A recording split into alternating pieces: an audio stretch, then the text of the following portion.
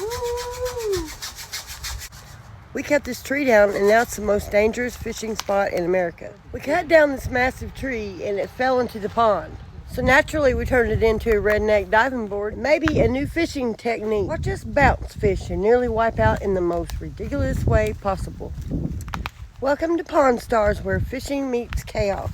So this tree was in the way, and we cut it down, so now it's our pond toy.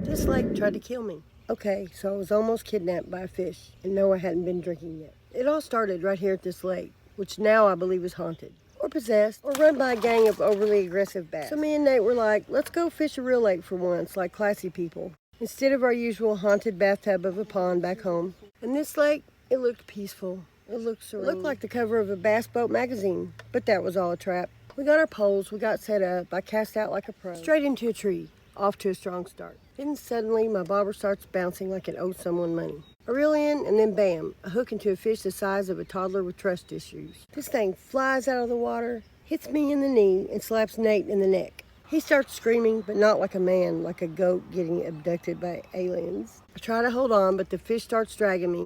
I'm sliding on the water like I'm on a slip and slide to the underworld. At one point, I swear it winked at me. That's when I realized, this ain't a fish, this is a minion of Pisidian. I had two choices, let go of the rod or become Lake Sushi. And you know what I did? I let go because my lashes aren't waterproof and I wasn't about to look ugly on camera. Long story short, I lost the fish, I lost my favorite rod, I lost what little dignity I had left, but I gained a valuable lesson. Never trust a lake that looks too perfect.